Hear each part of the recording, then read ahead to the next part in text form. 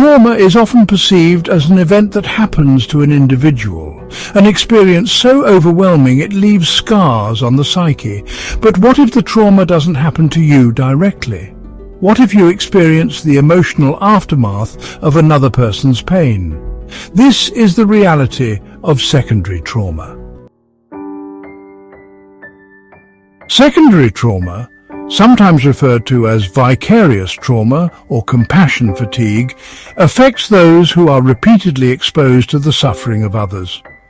For therapists, first responders, caregivers, or even loved ones who listen to and support survivors, the weight of others' pain can seep into their own lives, often without warning. It begins with an empathic connection, a deep emotional bond forged when we listen, witness, or care for someone who has endured trauma. The more we immerse ourselves in another's pain, the more vulnerable we become to absorbing some of that pain ourselves. Imagine hearing stories of abuse, loss, or violence day in and day out.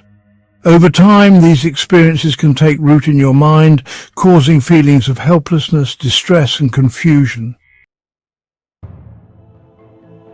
Symptoms of secondary trauma can be distressing and wide-ranging. Emotionally, you may feel overwhelmed, anxious, or helpless. You may begin to experience flashbacks or intrusive thoughts of others' trauma.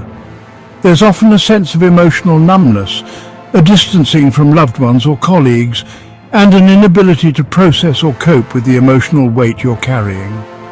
In extreme cases, the symptoms mirror that of PTSD, disturbing dreams, heightened vigilance, or a sense of losing control over one's thoughts and feelings. Secondary trauma does not only affect your work, it can spill over into every aspect of your life.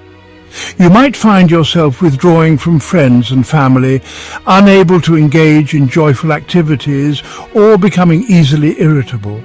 The constant exposure to others' trauma can begin to distort your perception of the world, leaving you feeling as if danger is lurking at every corner, and trust becomes harder to maintain.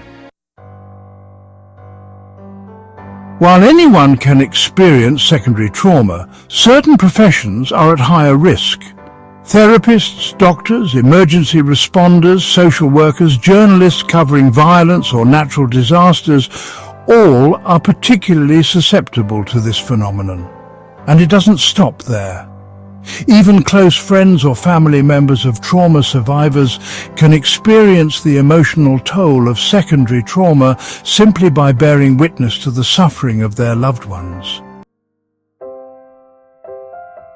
Recognizing secondary trauma in yourself is the first step toward healing.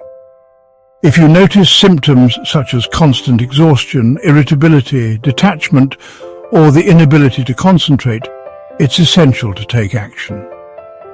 The key is acknowledging the pain you're experiencing rather than pushing it aside. Fortunately, there are ways to mitigate its effects. Setting clear emotional boundaries, seeking regular supervision or therapy, and practicing self-care techniques such as mindfulness, exercise, and connecting with supportive peers can all provide relief. Building a solid support system is vital. This can include peer support groups, therapy, and regular check-ins with colleagues or loved ones who understand your experience. When we take care of ourselves, we're better equipped to continue caring for others. It's also important to remember that it's okay to seek help. No one is immune to the impact of trauma, and there's no shame in acknowledging the emotional toll it can take. By addressing secondary trauma with empathy, support, and self-awareness, we can continue to care for others without losing ourselves in the process. We are human, after all, and it is our shared vulnerability that connects us all. Secondary trauma is a silent struggle, one that often goes unnoticed by those affected. But with the right tools, support, and self-care, healing is possible.